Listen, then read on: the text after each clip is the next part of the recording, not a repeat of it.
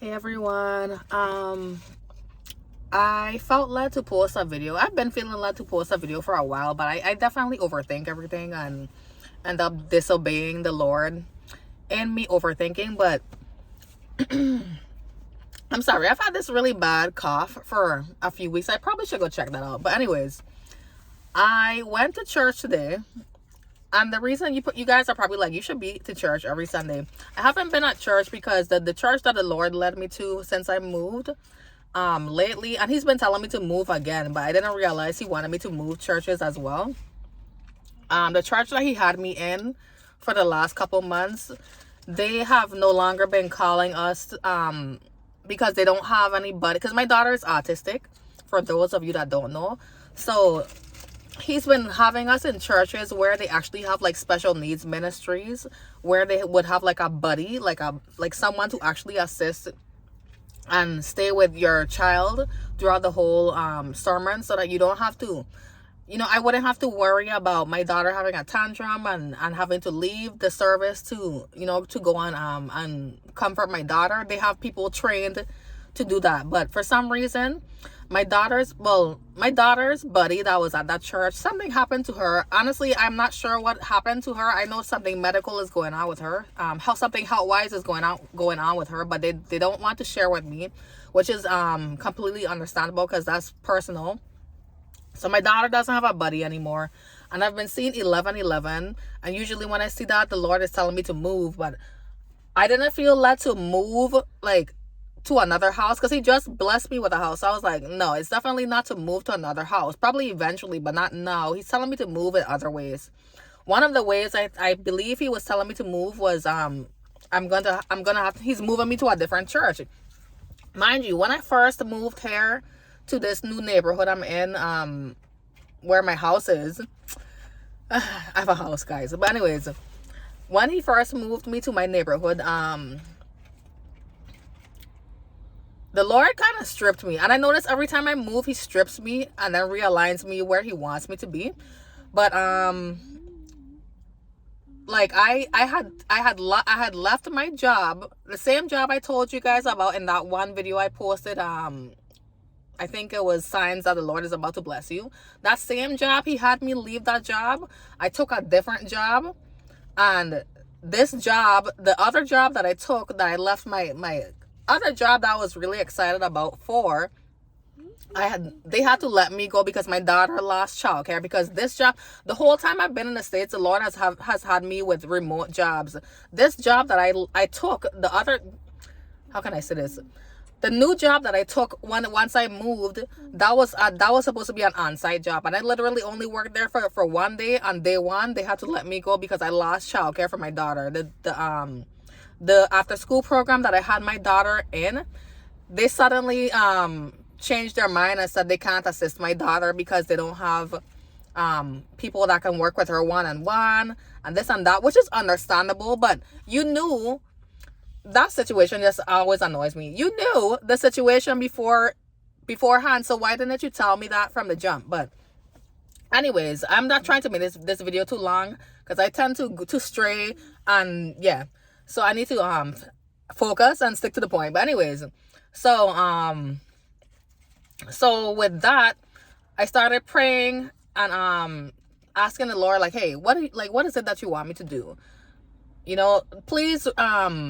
Please align me with the people that you are calling to me to help me with my situation. So one day I had to print out some documents because I don't have a printer. I had to print out some documents. So I thought to myself, because the library here is very far. I noticed that where the Lord has me, everything is very far. I have to go on a highway to go everywhere.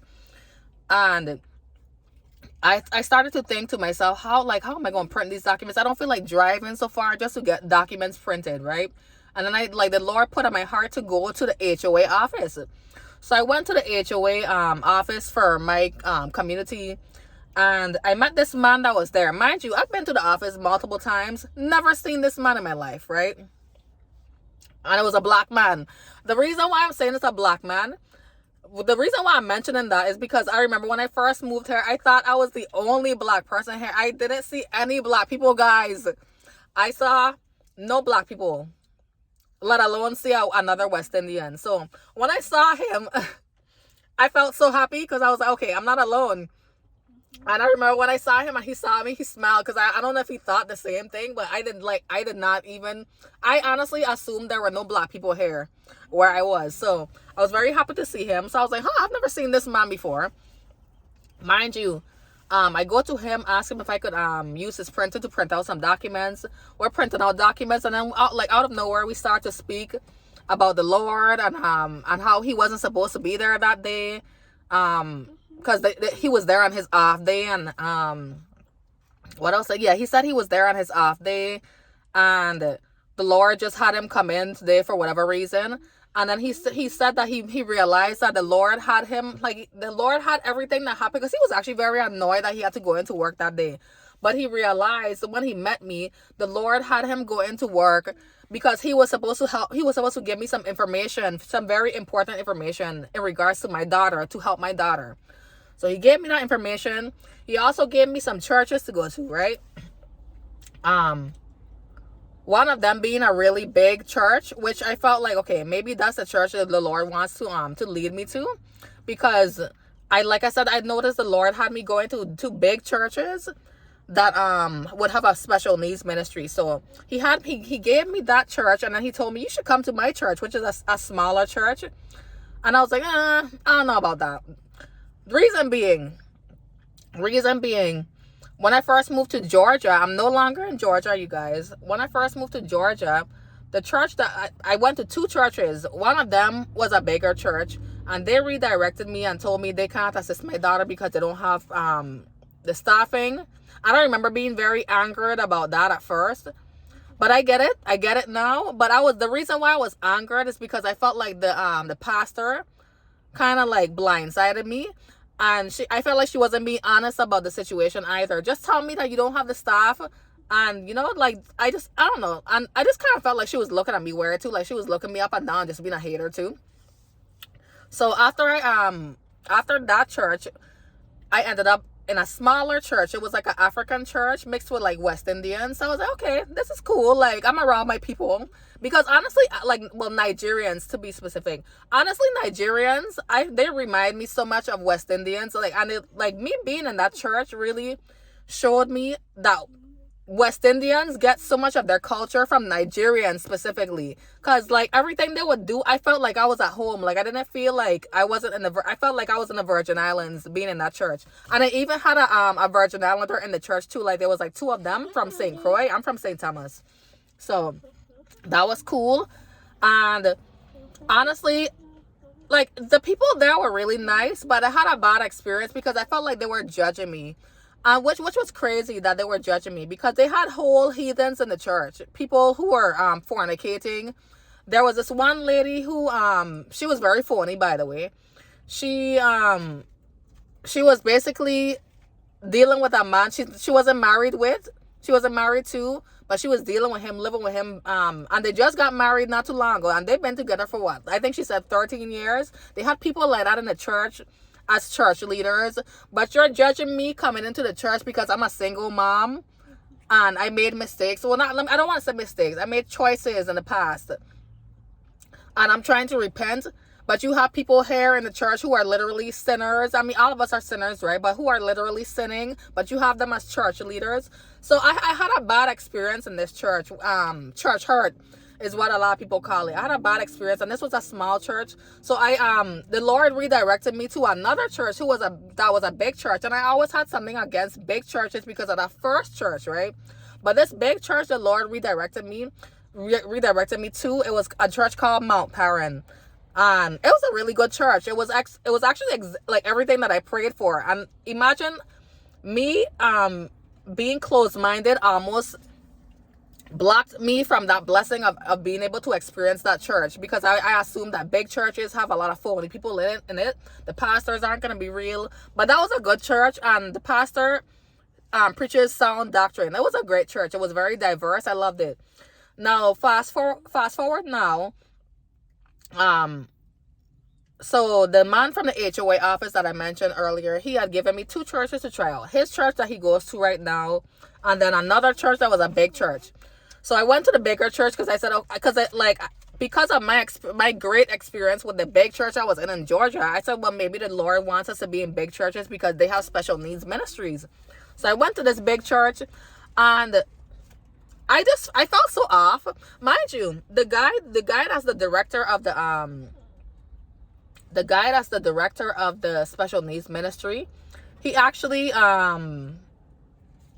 he was actually very nice, and he was a black man. So he actually is the one who kind of, like, when I reached out to the church and whatnot, they had me communicating with him, and he made me want to come to the church for real. So I went to the church. He wasn't there, and I didn't know that he actually is usually at the second service, the 11 o'clock service, because I went to the 9 o'clock service.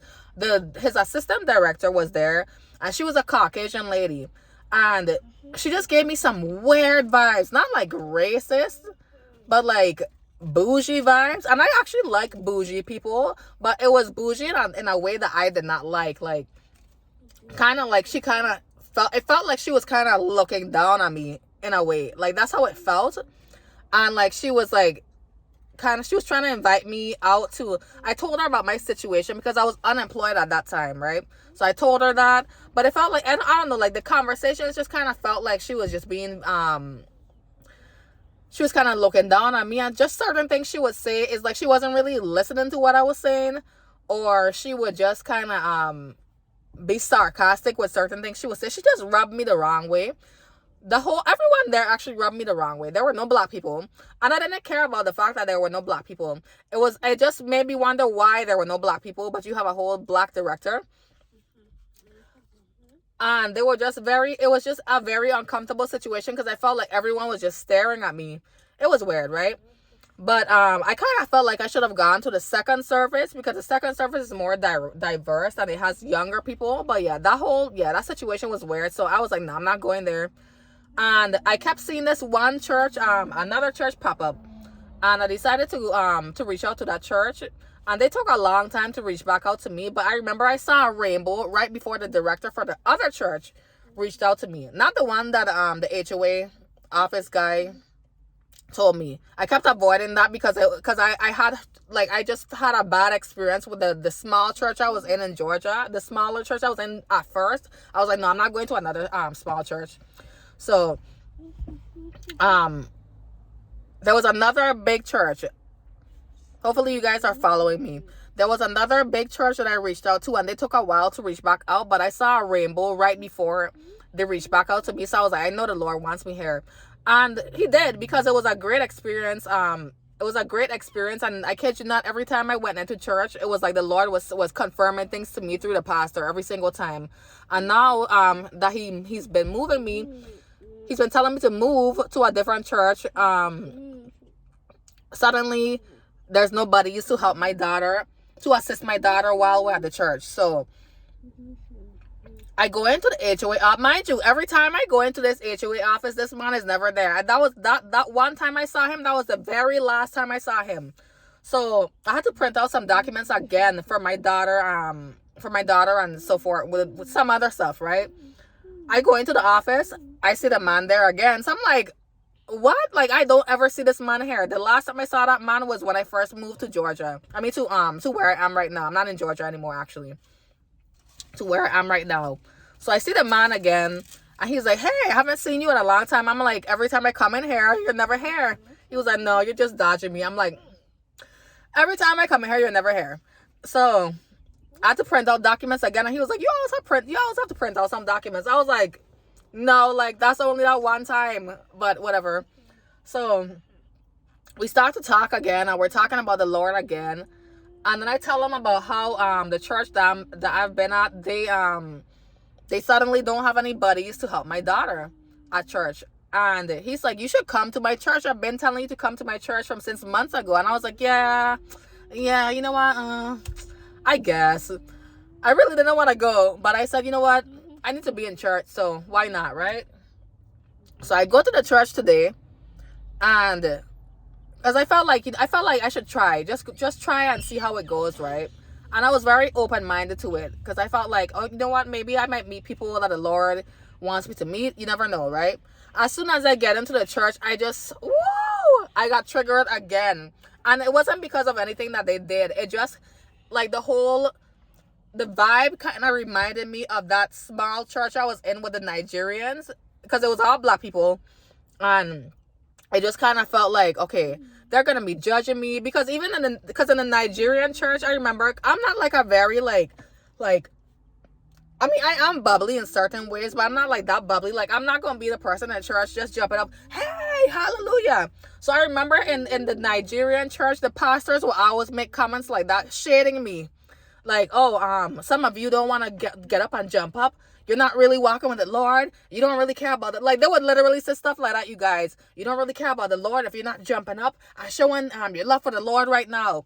I'm not like that. And anybody that knows me knows that I'm not this jumpy person that's just like, whoa, like I'm a very chill person. So that used to rub me the wrong way at first too. Well, at that Nigerian church. So when I saw when I entered, because this new church that the church that I visited today, that the man recommended me to, is a black church. So it had the same kind of vibe as that Nigerian church. And I got very triggered, because I was like, oh, it's gonna be the same nonsense again with these people judging me, and judging my personality, and just misunderstanding me, thinking that I don't want to be there because I have a serious face, or just being judgmental for no reason. But it was actually a great experience. Like, everyone there was very, very nice. The pastor, oh my gosh, the pastor. And let me tell you about that too. Maybe I might show it in my other maybe I might post another video. No, I'm gonna put it in this video. The pastor actually gave me a word that the Lord kept giving me for months, about loving your enemies. And if you guys notice, my last video was about that too. The Lord told me that I need to love my enemies. And the pastor basically was convicting the heck out of me, you guys. Basically saying, how can you